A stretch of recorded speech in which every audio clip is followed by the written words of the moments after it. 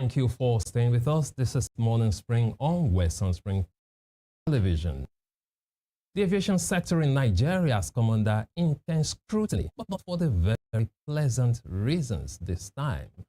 Last week, we talked about the case of a popular Fuji musician in Nigeria, King Wasiu Ayinde Marshal Kwamwan, also known as K1 the Ultimate, how he got into an altercation with airline staff while he was about to board a flight at the Nnamdi Azikiwe International Airport, Abuja.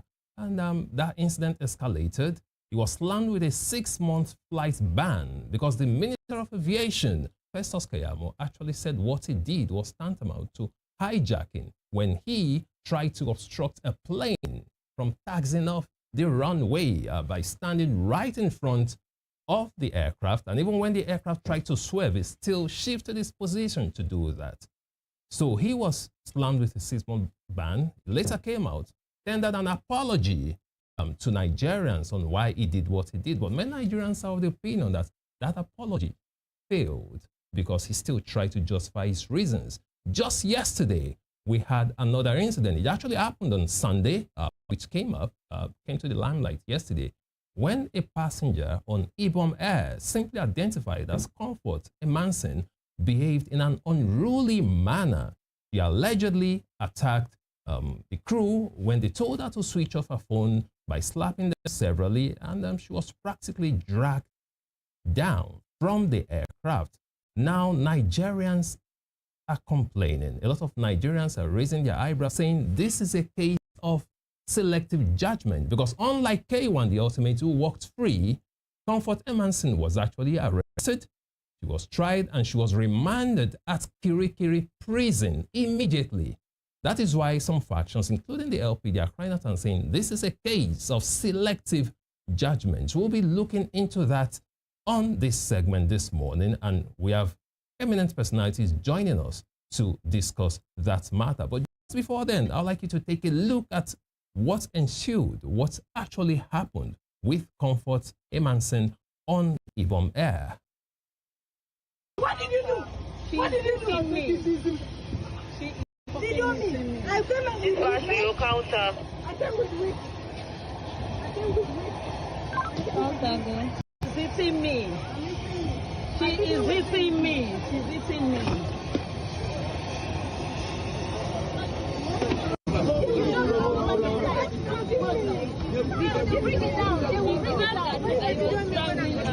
She was giving her slap left and right. She was slapping on the headboard. She strangled her like for like 5 minutes. They just got her down. She was beating her. She was just like trying to calm down. She was like serious slap, but she was giving to her. For having in mind, I never want to having in mind to do this for me. I want to know how much I'm doing for this today. Operations run for you. Let it go and make sure it's going. Go ahead. I know about it in my life. Go with them. Standing by to the instructions.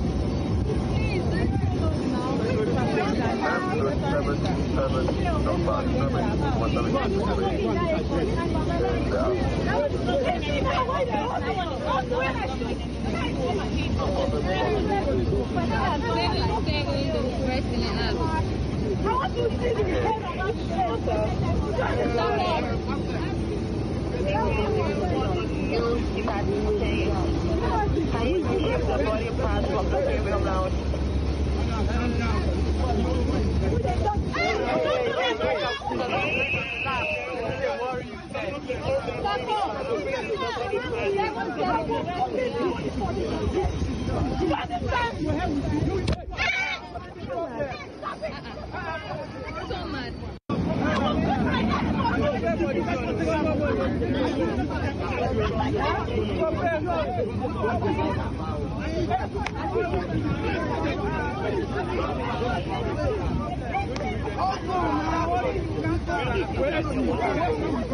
Wait.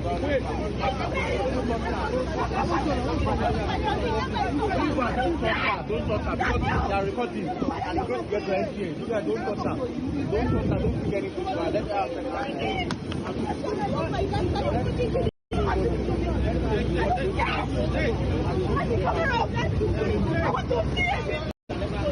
take her out of this place now. That was Comfort Emansin, Ibom Air passenger right there, allegedly assaulting airline crew, and we'll still show you another clip where she was practically dragged down from the aircraft. Not a very pleasant one. We'll let you see that in the course of the program. Now, Nigerians have been talking. What exactly is going on in the aviation sector? Here is a sector where safety should be paramount. There are instructions that passengers should abide by. For instance, you need to switch off your phones.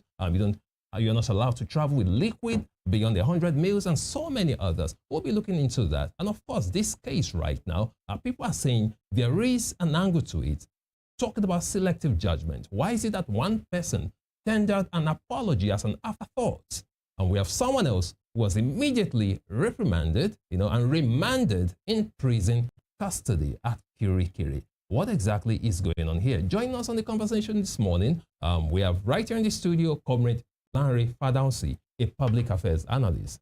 Good morning, Comrade. Thank you for joining us. Good morning. I'm glad to be here this morning. Always a pleasure to have you. And also, we have joined us virtually Barrister Chetam Nwala, a legal practitioner and a public affairs analyst. Good morning, Barrister Nwala. Thank you for joining us once again. Good morning, and thank you for having me.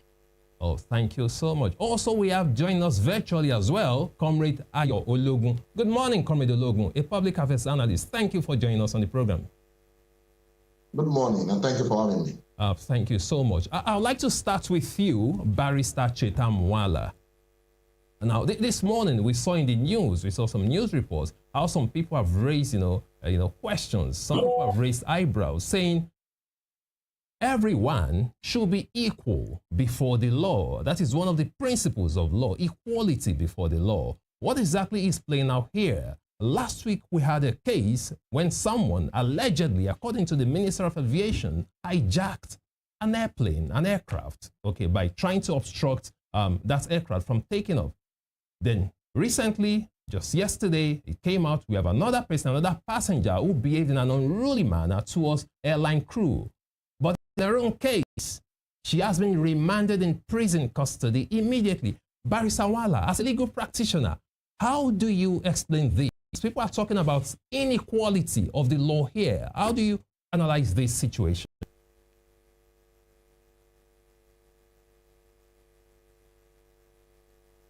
Barrister,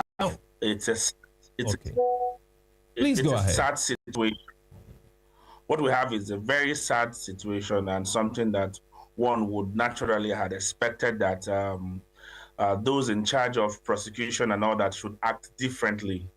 As a matter of fact, when I heard about the arrest and subsequent prosecution, I was so angry within myself, and at that point, yesterday evening, I instructed the lawyers within my firm that immediately a process should be filed at the Federal High Court, and asking the court for an order of mandamus, mandating them to make sure that Comrade 1 is investigated and prosecuted, and no stone will be left unturned, because we can't have a system and have a country where we have selective justice, where certain persons, because of their status in society, because of their relationships and all that, would be let off the hook because of what they believe in, or because of whom they know in government. So at that point, we have taken it as a responsibility to ask the court to order the police and the Attorney General of the Federation to profile an investigation into Comrade 1, as well as arrest and prosecute him.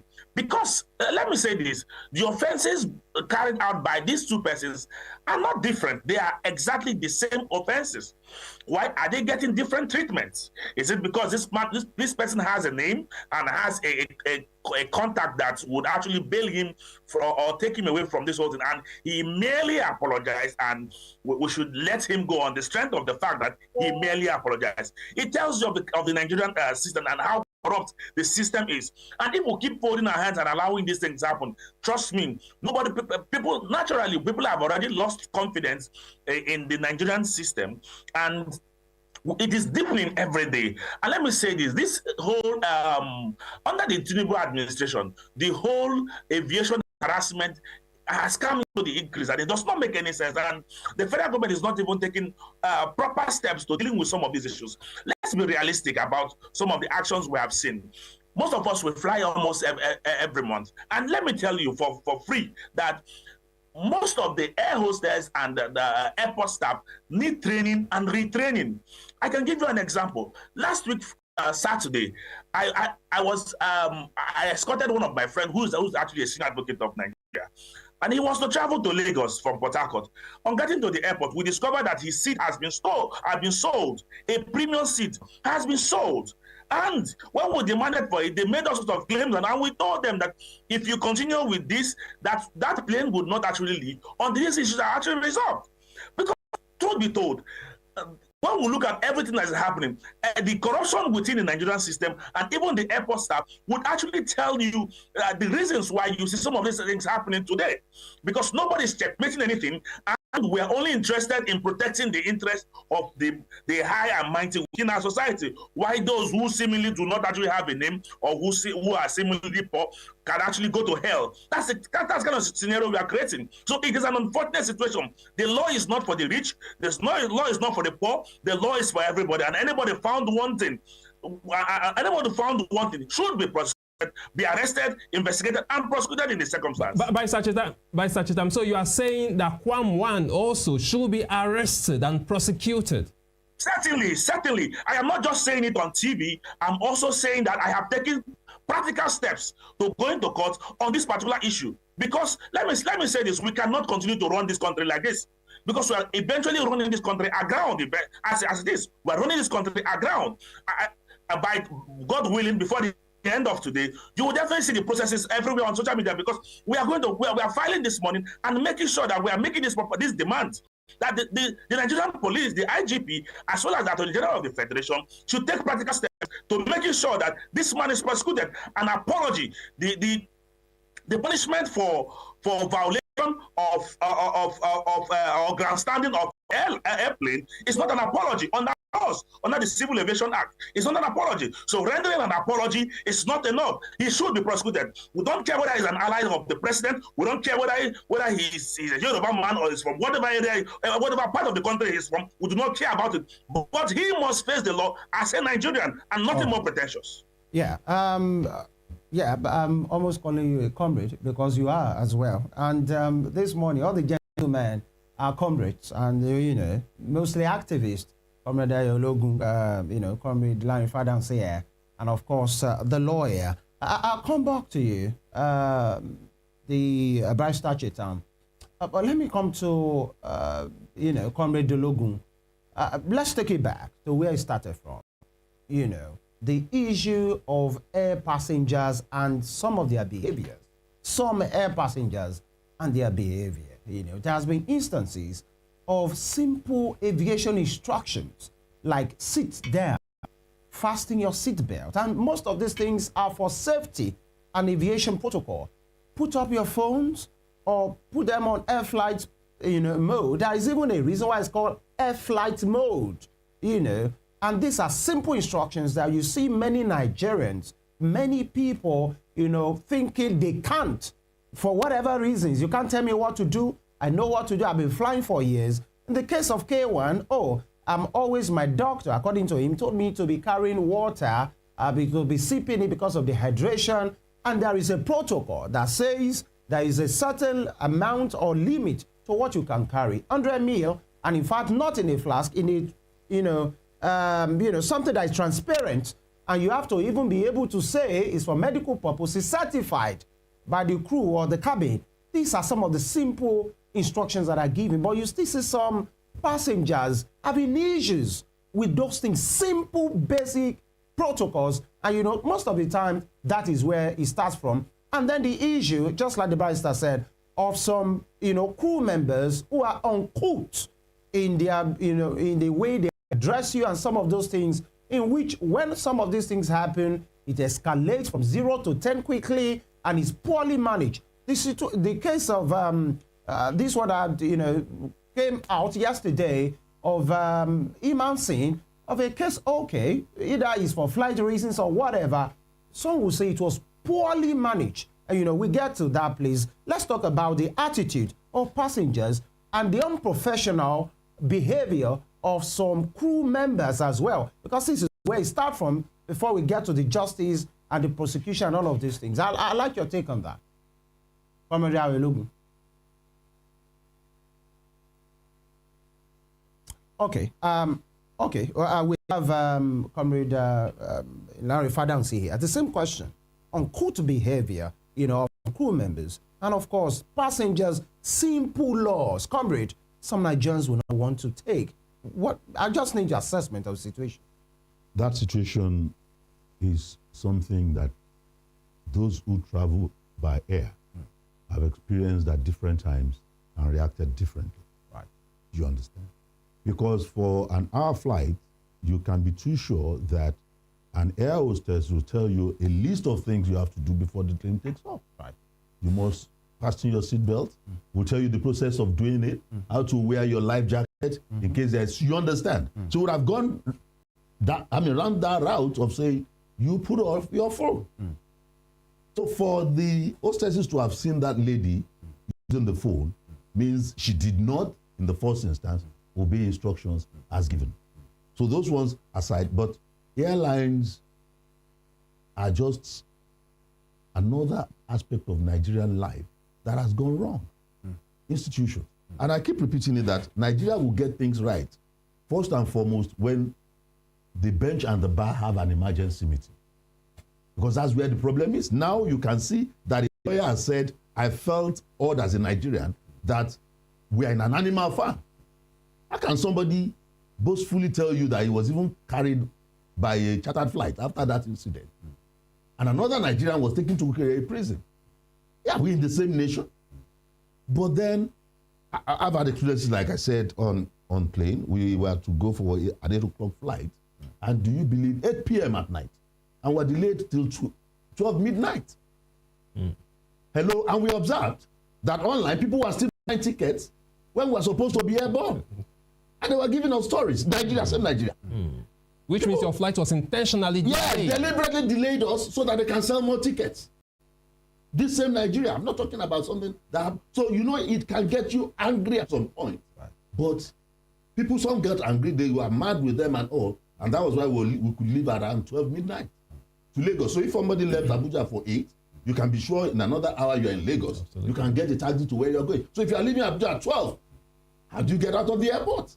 So these are some of the things that happens to us, but I think there's more tension in the land, and we must be sincere about it with ourselves. You don't know what is in the mindset of who is coming. You don't know the problems that there is serious tension. And that is what is reflecting the reactions of people here and there. Decorous attitude at all times needs well set up mindset of people. I realize we need to reassess ourselves, because at times people do things that will almost get you mad and you almost want to react, but caution is what is difficult for people to have. The lady lost caution and she's where she is, but for the Nigerian system, you now begin to look at the two issues. Why is one bigger than the other? Why is the act of one promptly addressed and the other one neglected? Yeah, and that brings us to the issue. It is not clannish. Let people understand that. Okay. Wasiu is Ijebu. You know that airline is Ijebu. The president, you understand Yoruba man. It's not clannish. It's the coven.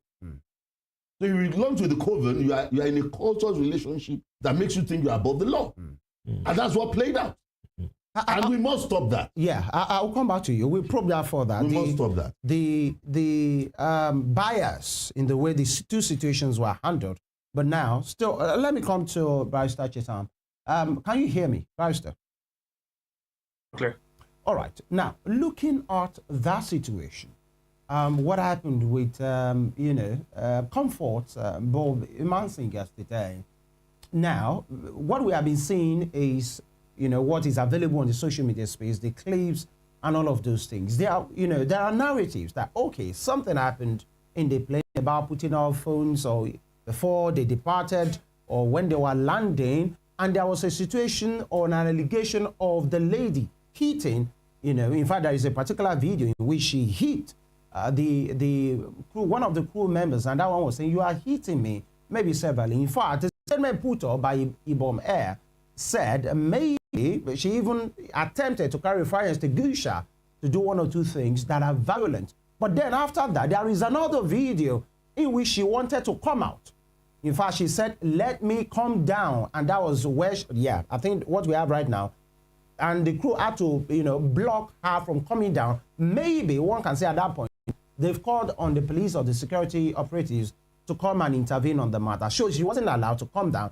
Hence, the dragging that now followed. And in the dragging, quite an obscene video that was released. We'll come to the way Ibom Air and, you know, the crew handled the situation, because obviously all of those incidents were filmed by them, recorded by them, released by them raw. In fact, the part that the lady's bosom was exposed, indecently exposed, not this particular one, before the stairs. And one thing that, you know, that was seen in that dragging, if actually maybe we are able to put it up because it was raw, and we can't just put it up raw like that, is the fact that before she was dragged down the stairs, just before the stairs, you could see one of the crew members of Ibom Air, one of the ladies, reaching for her shirt to pull it up, tear it. That was when the boson was exposed. You could see what kind of professionals are we having. Now, you have said this lady has behaved unruly, the security operatives, and many persons have been talking about the level of the way the things was handled, the show of force, the violence and all of those things. One of the ladies reached for her chest. That chest didn't just come out like that. Somebody reached for her clothes, ripped it open while she was still dragged down. Is that part of the training? So some are saying there is a way these crew members, the airline operators, will rally you up, make you angry. And if you lose your cool, then everything. So I want to just talk on that, the way Ibom Air have handled this situation. One of them filmed it and released it raw. Is that how things are done? And I'm saying that because you are a human rights activist and at the same time you're a lawyer.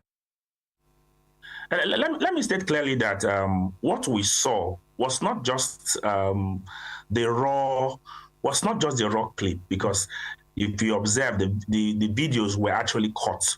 They only brought out sections of the video where the girl was clearly in violation of the rights of other persons. There. Yes, that was a video. If you watch that video clearly, you discover that it was actually cut at different points, taken out from one scene to the other scene and all that. Let me tell you, it tells you generally about the bad character of individual Nigerians that has accumulated into a national bad character we have as a nation. Now, I have always talked about character information. What you see in people's professional life, it is not just about their professional being. It is about their own home training. It's about their individual bad character that they have actually transferred into their professional life. And I must tell you that when you look at how this lady was treated, you ask yourself a question. Even if this lady is in violation of the law, even if she has infringed on the right of other persons, does she have does she live for free that she has a right? Even a convicted criminal has a right to be protected and cannot be dehumanized just the same way the lady was dehumanized. If you check section 34 sub 1A, it actually goes to the effect that no Nigerian of 1999 Constitution, no Nigerian should be treated in such a way and be dehumanized of any point of in any manner. And when you look at what they have done, they have clearly dehumanized her and degraded her to the point that they did. It tells you that these guys are unprofessional and that the regulatory authority are not even checkmating this whole thing. That was why they quickly, without even investigating the entire issue or incident, they quickly decided handed over to the police and prosecuted her. And you ask yourself, why are you doing this? Why didn't you properly investigate the situation? Remember, what we have on the social media space are basically a one-sided story from the Ibom Air, and we have not also heard from the lady.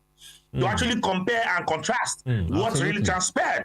But Ibom Air has issued a statement, and NCAA has also issued a statement, the minister has also issued a statement. You could also agree with me that the minister has also condemned the entire incident, the entire release of the set footage that exposed her private parts and all that, which naturally doesn't make any sense. But the point is, you know, this minister has been one for talking and not taking actions. He has said that the persons involved will be prosecuted and all that, or sanctioned as it were. Comrade, but trust me, nothing will be done about it. Because there is a part that I want to achieve. Yeah, I lied, and you have said it in passing, that it was, you know, there is a narrative that looks like there is a way the crew members, or even from the boarding, there's a way they make you feel angry, rally you up, provoke you, and then when you misbehave, then they are the victim. And you know, it's not everybody that can keep their cool. That's not explaining it away. This particular part, and I'm sure possibly you've seen it, and many Nigerians have seen it, of one of the hostesses reaching for a shirt to rip it open. Is that part of the work? Now, I think your guest in the studio had also alluded similarly to that particular fact that, see, sometimes when you look at these guys, they use words inappropriately. They even take out actions that are quite inappropriate and expect you to react. When you start to react, they will hold their cool and act like they did nothing in the circumstance to warrant what has actually happened. And this is actually a sad sad situation. Let me say this. The actions of the Ibom Air crew was clearly unprofessional. Clearly unprofessional in all sense and in all ramifications.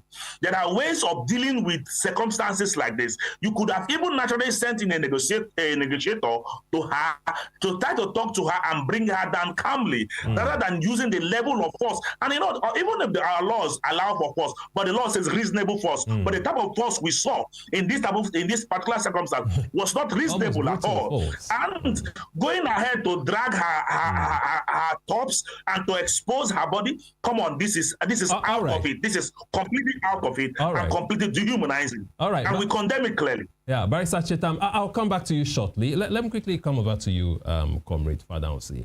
Looking at what's happened here, I mean, the indecent video released and all that, let's look at it from this angle.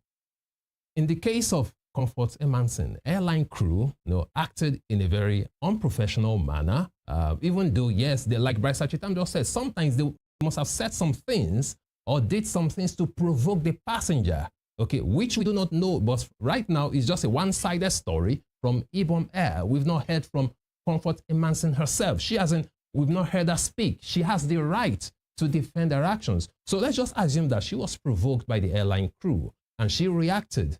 I've posted the video very shortly. Yeah, cleaning stuff. We'll relay it to our audience as well. She was being, forcefully dragged from the aircraft. Now, Comrade Fadahunsi, let's juxtapose that with the event of Quam 1 that happened last week. In his own case, the airline crew, they were begging him. Here's a man obstructing a plane, and they were begging, pleading with him, which brings to the question of equality, okay, and selective judgment. What can we do as a people? You said it before, Comrade, that it's as if when these people belong to a coven, because they have connections, yes, they believe they can do whatever they can. But we are Nigerians. It shouldn't be so. Going forward, how can we address this issue of inequality? Some people believe behaving they're above the law, and on the part of the crew members as well. When should people know? When should professionals know that regardless of the personality of the individual you are dealing with, that professional standards should not change? Because they were begging Kwam, pleading with him, and he was right there doing whatever he wanted to do. But in this case, they had to drag the lady forcefully in an indecent manner. How do we judge that? Well, I said it before, and I want to repeat it, that incident had a lot of spectators there. And as a matter of fact, I happened in on reports of 2 people on that same flight. In fact, one of the guys that switched off the phone that sat beside her written about it too. And somebody sitting like on the next row to the lady gave a report that at some point when she got so violent, abusing everybody, they left her matter. Even those of them that were supporting her on the flight. So let's not be too judgmental. But fine, the crew members will give videos that suits their own. And we saw the one definitely obviously that the lady herself recorded. And probably looking for an alibi to cover up for certain things. But one, the air hostess said she had been slapping her from even inside the plane. The people sitting with her said they initially fought the panel of people, that one was very civil with her. The first person that came to her, before a more senior person came and was rather talking down on her. And they were standing in for the young lady, but she went wild and violent that they had to step aside. So many of these reports will come to show clearly what really happened. I mean, somebody was saying it was the guy sitting next to her that now helped her. She said she doesn't know how to switch off the phone because it has problem. And that one said an iPhone, there's a way you can go off it and all. And the guy helped her to do that. I think that should have put paid to it all. But she still went gaga and abusing everybody, that even those supporting her had to stand back. I think we have the video of the dragging now. You know, if you can put it up again. So to my mind, that incident is on its own. The remaining facts will come out, but the propensity at which they just took her out and sentenced her and took her to court and the rest, and leaving the other matter tells us about the Nigeria we're talking about. Hold on, comrade. There you have it. Right there, the Ibom Air passenger being dragged in an inhumane manner out of the aircraft. That is quite worrisome. It's unfortunate. That is quite worrisome. It's unfortunate, it's bad. But that video that shows where the cloth was pulled up, because you can be sure that every Nigerian in these days of internet is looking for hot content. So everybody that has a camera in that airport at that time, absolutely, they're recording different things. So that's why we could see different versions of the Wasiu incident. Some from a distance, some close by, some from another angle. Because everybody around have seen an opportunity of recording real time a breaking news. All right. So that gives us insight into different things. But I need to say this, that if you had tendencies of getting angry and all, something changed my attitude to reactions on issues. And it was a quotation from, I think, Walter Knight or Clarence. I can't remember who is the owner right now, but I cannot forget that thing. That looking back across my life into all that I have lost or made, I cannot remember a single time in which fury had paid. I've reached a wiser stage that I knew that each time I lost my temper, I've lost my reason too. So if some of these things can guide you, you will understand you have to be cautious, even when in the heat of anger, that at the end of the day, if I do a non-worthy deed, what comes back as a repercussion? Wasiu did that because, to me, a can coming into an airplane is an error. Practical example of what I have experienced. I went to CMS in Lagos before a flight, picked up some very fancy phone, 1,000 each. That's almost 10 years ago. And I put them in my handbag and I went very early in the morning to the airport. I was already on the plane, checked in and all, before they saw it. And they said, you can't take this in. About 17 pieces, 17,000 naira. I had a choice. They wanted to trash it and I begged the airport official, please don't trash it. Keep it for yourself. Because I won't be happy to know, I don't know somebody is going to add attractive value to this. Because ordinarily, if I had passed it through the screening point and left it to go and collect after we get to Abuja, it would have gone through. But I was already being checked in. So there are things that the law says that you must abide by. And even toothpaste that is of a bigger size, they won't allow you. And all that allegation, I mean, they say that my doctor, there is water on the plane. So is it to me, Samuel, what's so special about that water? That it must be that particular water you must carry. To me, the cherry picking of issues is what has told us about the nepotism in Nigeria. You cannot treat us, we are citizens, we are not slaves. That's a practical example you have seen. They have treated that lady as one. And you know, when you talk about this issue of Nigeria that we're talking about, do you know that pilot lady that flew the plane was sanctioned? Absolutely. Why should she be? License was withdrawn. Why should she be? That's the Nigeria. We don't want that type of Nigeria. That was not the Nigeria we grew up to know. Do you understand? Look, there is no side view mirror on a plane. How would she have known that a Kwamwan was standing on the wings of, and any direction for a pilot, you know, is coming from another place. Yeah, air traffic control. Air traffic control is telling you are ready to fly, and you now be looking for a qualm that is on the wind side. All right, reality is painful. All right, why must you not search on that lid? Yeah. If you have seen the cockpit, go and look at the cockpit of a plane. It's so high. You can see in front. So high, absolutely. I think it was according to them based on safety protocol. You don't get every safety protocol in this world. That woman cannot move that plane if the place over there didn't tell her you are ready to fly. There's a sound. All right. Yeah. Whilst you have flown all over the world, there is a sound a plane makes when it wants to taxi to fly. So that sound came and I was like, are these people crazy? I can't stand around the plane at this level. Like you said, the liquid, some people have said is water to him, but alcohol to the crew. Anyway, that's the story for another day. Coming back to you, Barrister Chetam. Looking at the case of this lady now, this Ibom Air passenger, Comfort Emanson, the speed, let's look at the speed of prosecution. I mean, immediately she was arrested, okay? She was arrested. Yeah, before I go to Comrade Ologun. Comrade Ologun, thank you. I understand you're back with us. But right now, Barrister Chetam, this lady was arrested. She was taken to court. I mean, she was remanded at Kirikiri prison. Just look at the speed of execution of that. Barrister Chetam Nwala, do you think that lady would have been properly represented in that process, judging by the speed at which, the whole thing went and she landed in prison within a very short time? Do you feel she was rightfully represented?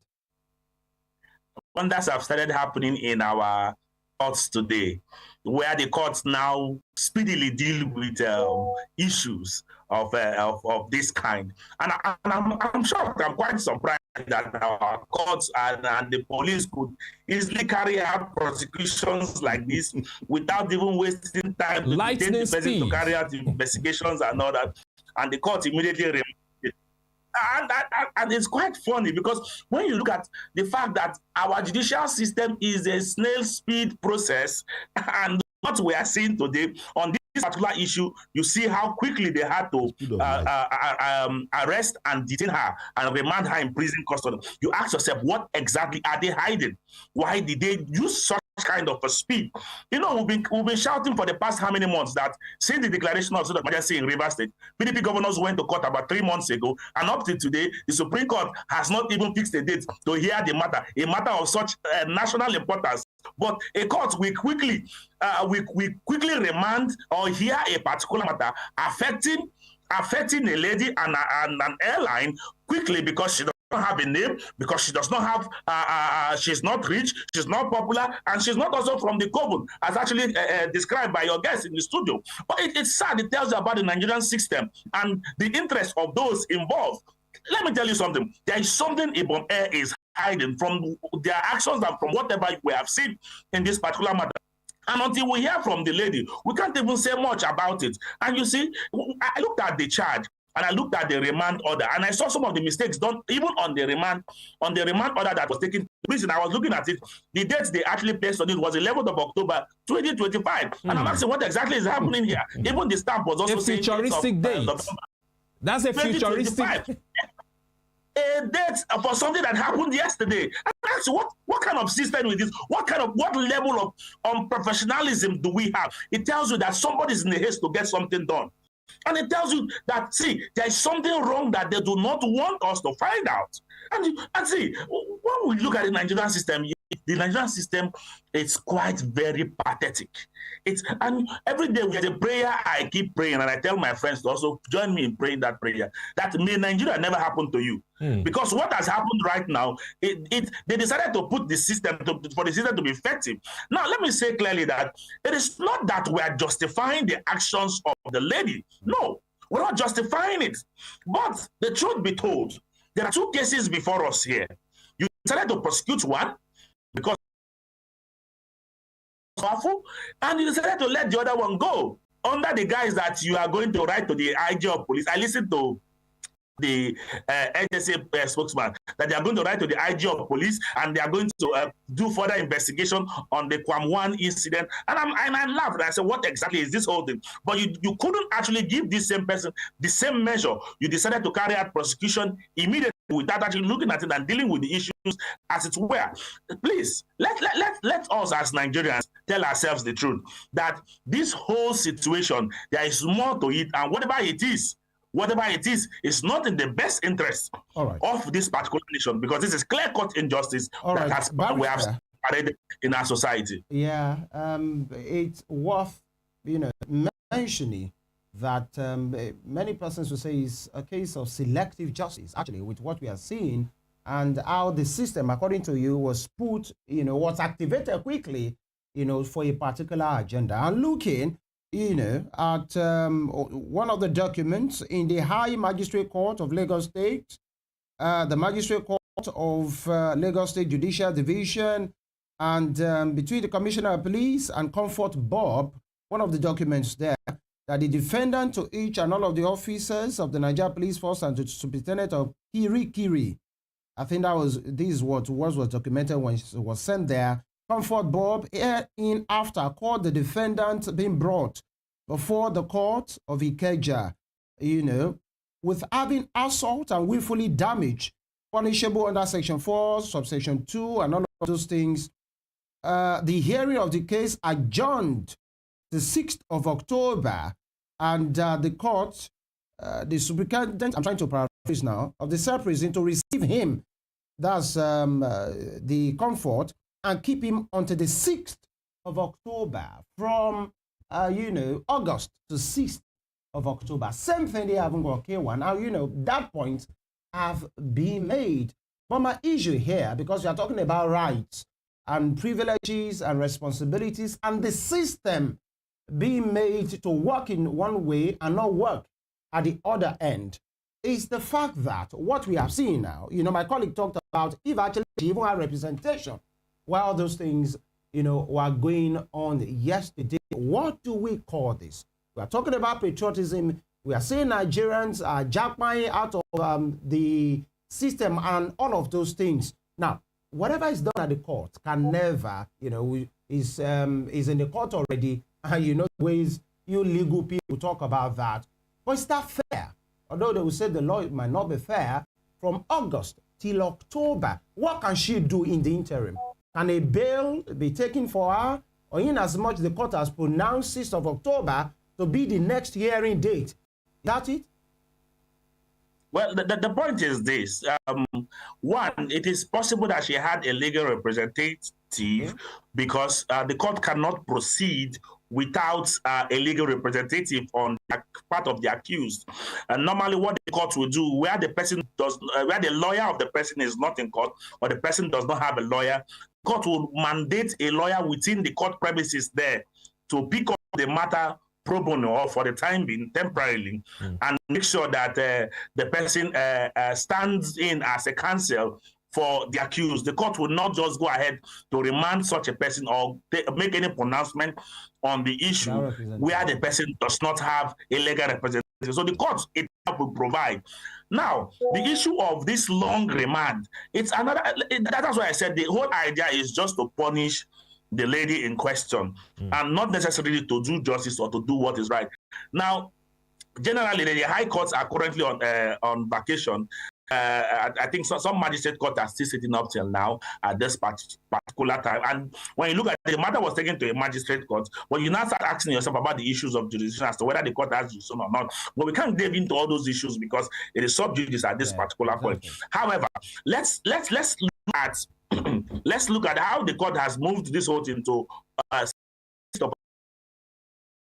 October. Maybe the courts, or maybe let's also be fair to the court sometimes too. Maybe the diary or the file of the court is also filled with lots of matters, and that they do not have a vacant date within this period till about 6th of October, because the court would always check its diary and to know when it is convenient for both the court and also litigants or counsels in court, and to give a convenient date for before it can actually proceed. That is normally the procedure, as it were. So it is also possible that the court date is also not free, and it's also possible that this whole thing was done just to further punish the lady. But do not also forget, from what we also read from the minister, he said that she was, maybe she was somehow granted bail, but didn't have the required surety to perfect the bill. And that was why probably she was actually remanded. So if she gets the surety, if she has the available surety to perfect her bill, she'll be released even before the 6th of October. Right. The most important thing is that let it be on record that she has been granted bail, because the offense in question is a bailable offense. And she should not suffer beyond what she has gone through. All right, Barrister Chetam. We understand we have Comrade Ologun. Comrade Ologun, are you still with us? Yes, I'm very much with it. Oh, thank you so much, Comrade Ologun. Sincere apologies for that breaking connection right there. I'd like you to respond. I believe you've been following us as much as you could to the matters on ground. We haven't really had the opportunity to hear from you due to network glitches. What do you make of all this? The two cases now, just opposing the two cases, that of Palm 1 and that of this lady, Comfort Emansin. Two different cases, similar in nature, still in the aviation sector, unruly behavior of passengers who got aggrieved, and of course, crew members. First of all, look at it from the angle of how the crew members reacted to K1 and how they reacted to this lady in question. And the penalty, the speed, the lightning speed at which everything was carried out in the case of this lady compared to that of K1. What exactly is going on? As a human rights activist, don't you think Nigerians should be equal before the law? Well, I'm sorry once again. I followed as much as I could, so I might have lost track of what the other guests have spoken about. Well, let me take it from there. I'm not sure I've had anybody talk about it before I come to the issue of the two scenarios. Look, we live in a country where every Tom, Dick, and Harry has become law unto themselves. And if this thing is not being watched and we allow it to fetter, we are going to be having a country whereby the rule of law will become something of a joke. I read the suspension notice placed on the lady, a ban of no fly for 1 year. And it was coming from airport operators of Nigeria, AON, or whatever name they are called. And I tried to check up with a few friends that are lawyers and try to see what the law actually says. There is nowhere in Nigerian law where airport operators of Nigeria have the power to place a no-fly ban on anybody. AON is simply trade association, which is voluntary. So they have no power. The only organization empowered by the law to place a no-fly ban on any Nigerian is the aviation ministry or the aviation authority, not a free trade association like airport, airline operators of Nigeria. A lot of people seem not to be looking at it in that direction. These are kind of impunity that happens in this country that we seem to overlook. And everybody begins to fear what they should not fear and become a victim of what they should not be a victim of. That is on one side. Now the whole issue for me stands on the tripod, 3 legs. And the first of it is drawn from that popular book called The Animal Farm, where it was said that some animals are more equal than others. That's exactly what is playing out in Nigeria of today. And it started like a joke that many of us thought was something we could overlook. I think I've said it on one of your platforms before. All of these things started when we begin to give undue respect. I'm not saying people should not be given honor for the ways of the occupied. But when you begin to dishonor ordinary citizens because one occupies a political post, then we are heading towards a country of lawlessness. I've been a victim a couple of times when I will be at the airport to fly from one place to the other. And at the moment of departure, you will just hear announcements from nowhere that this flight will be delayed for another 15 minutes or 20 minutes or 30 minutes, as the case may be, because one VIP, someone who is only privileged by occupying political office, will be flying that airline. So the question would be, whoever that person might have been, or whoever that person is, was the person not aware of the time of departure of that airline? Other passengers on that airline, are they not having personal businesses to attend to, which they must have gazetted on the time of departure, the time they will end, and how they will make it from the airport to wherever they were having appointments. So you put the destiny and the schedule of about 100 people on the airline or aircraft, as the case may be, you hinge it on one person who came late to the airport simply because that person is a minister, a governor, or whatever. But oftentimes, we don't protest these things as Nigerians. Oh, he's a governor, oh, he's a minister. That is how it starts. And then they begin to have a wholesome impression of themselves, believing that because they hold a particular position, they are bigger than every other Nigerian. And this is a wake-up call to us Nigerians. Enough of the shenanigans, enough of the disrespect that we take, all in the name of giving honor to some political office holder who occupies such offices by privilege. Now let's go to the issue of the lady. I want to believe, and I hold the opinion of barrister on the other hand from Polak, that there is a lot that airline is trying to hide. For God's sake, it is inhumane for any crew member, whoever you think you are, to practically drag someone out of an airline. It is inhumane. It is inhumane, brother. It's unheard of. No, that will not happen in the same country. If you look at that video critically, you will see that that air hostess was practically blocking the way of the lady, preventing her from coming out of the aircraft to go into to come out of the aircraft. What power does she have? The lady could have been allowed to gently come out of the aircraft, and then officials at the hotel can go ahead. All right, I'm afraid we lost connection there. As soon as we re-establish, I would really like him to land on that point. Okay, while we wait for that, Comrade Lanre Fadahunsi, coming back to you, he was about to land on a particular point that they should have allowed that lady to step out. Then security agencies could have accosted her, in a proper manner instead of dragging her in an inhumane manner. Well, the airline had its flaws and issues about that particular incident, but good for Nigeria that within a space of time it happened. So we have two instances that we can compare.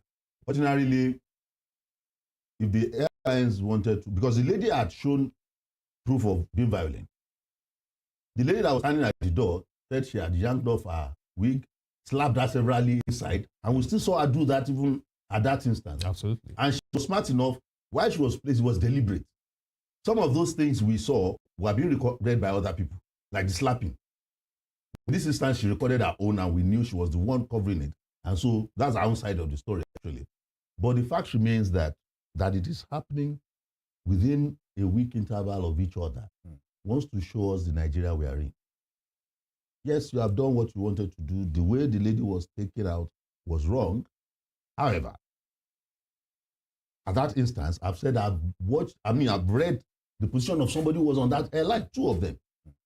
Another one gave his own side of the story from where he was. The one that was there next to our seat gave a story that, look, we were even fighting on our behalf.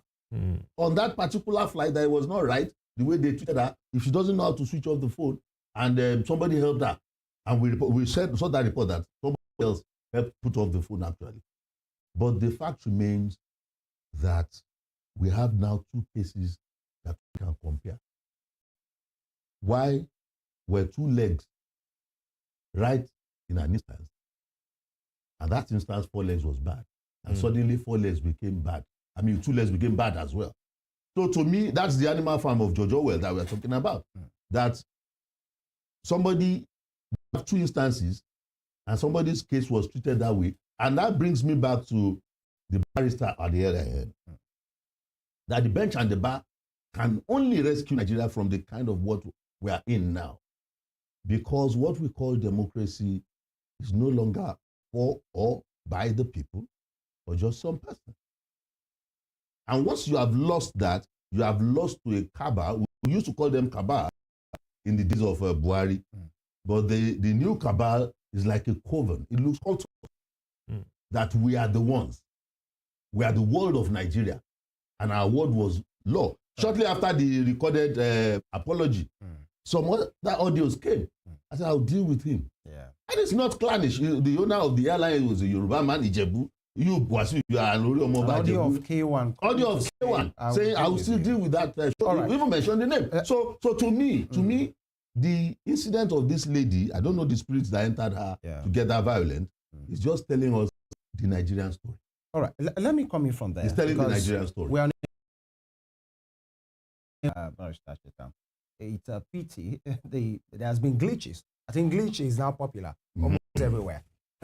Now, Comrade, I'll take you up on this. Now, it has been established that the lady, for whatever reason, was unruly. And you could see that even after, even if you have provoked that has happened, even when she was dragged to the vehicle, she was still kicking, you know, doing a lot of those things. People talked about her choice of clothing. By the way, why can you be traveling in that kind of manner? And you could see her kicking. She had white on top. Yeah, because the other one has been shredded. So it was crisis. Yeah, no underwears and nothing. Okay, maybe that's a personal choice. But are we not enablers? I will ask you this before, Barrister Chetam. Are we not enablers of bad behavior, even as a people, even as professionals? And I tell you what, in that K1 incident, you could see the ground staff, some of the crew members split it. You practically, the way I'm doing is the way they were doing. Oh, maybe can you move away? And all of those things. And no security, you know, was bold enough to, you know, whisk him away from that place. But in the case of Comfort, every bones was straightened, the muscles were empowered, and she was being dragged, and all of those things. I'm not even talking about the system now. I'm talking about the people, even we. Are we not enablers of this big manism? In fact, many persons have said what K1 did that day, apart from there were insinuations, maybe he was being drunk or, you know, spiritual, whatever to that, was a case of the elite proving to be big men, to say, do you know who I am? I will call your boss. This particular aircraft will not leave this place. But I'm talking about we, the people, as well. Are we not enablers of bad behaviors that we keep complaining about? My point exactly. Yeah. Culture of violence. And this is Baba, don't touch him. Culture of violence that you don't know me, I can deal with you. You understand? There is something that enters into a person that wants to make you believe the other party is beneath you. The aggrandizement is there. So to me, that's telling the Nigerian story, like I said. Nobody has a bigger head. They're all supposed to be same. But we have had a rigged system where it does not appear to be so. When I talk about culture of violence, you are coming from Ibadan. I'm from Lagos to Ibadan. And at the next roadblock, somebody was holding a gun and he said, you stop. You advise the driver, down low in the sense that give them what they want to, because with that gun, they can create crisis even. Do you get so? So it's like anybody that has seen that happen has been given the kind of mental picture that it's the violent people that gets it done. It's the violent people that gets away with things.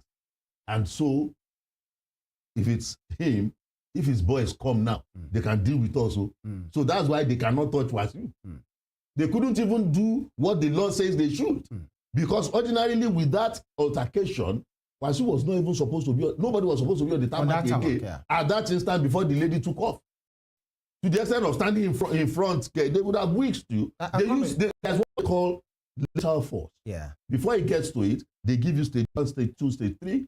When it gets to that point, all those officials are supposed to step back and let the right people take the lethal force to remove him. And it did not happen in that instance. And unfortunately, those who are not supposed to do it were the ones that did it for the girl. Because if it were to be uniformed policemen, Mopol, that came to pick her out, then she must have stretched to the limit the decorous. Although there are always security personnel that are attached to airports, by the way. But, you know, so we'll know more about that later. I understand. Anyway. Let me come to Barrister.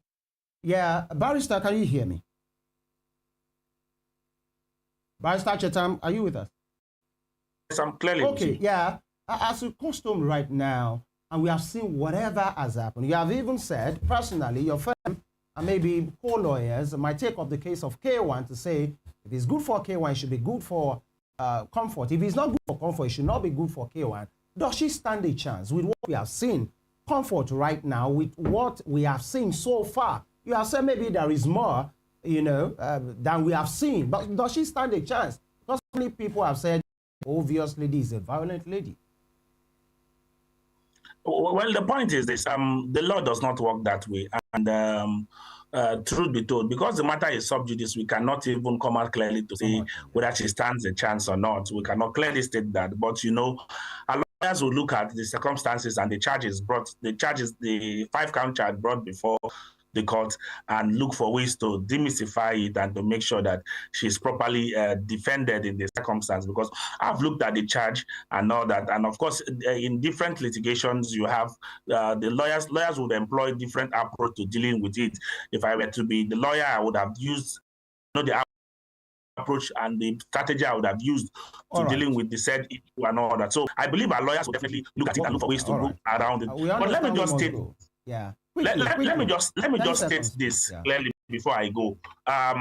Now, I think Comrade Ayo was talking about the airline operators of Nigeria not having powers to ban anybody, and I must also help to reiterate that particular position, because our constitution under section 41 guarantees for freedom of movement, and this and the law also prescribes what could actually restrict your movement. So no airline operator or even the Ministry of Aviation cannot even suspend or ban anybody from flying at this particular point. They cannot. They do not have such powers under our laws. We have to go. All right. Talk less of even banning her for life. As we have seen, not even for life. YK1 was given 6. Airline banned her for life. Airline operators. On their planes. So she can go elsewhere. That airline's plane. All right. Yeah. Thank you, gentlemen. Comrade Lanre, Fadahunsi. Thank you for your time. Take and Comrade Ologun with so much for technology this morning. We thank you. And of course, Barrister Comrade Chetam Nwala. Thank you for your time and your take as well. And of course, this country is ours. It must work. We have to make it work. Femi Ojo is my name. God bless Nigeria. See you tomorrow. Join us again tomorrow. Emeka Daniel is my name. Do have a wonderful day. Good morning.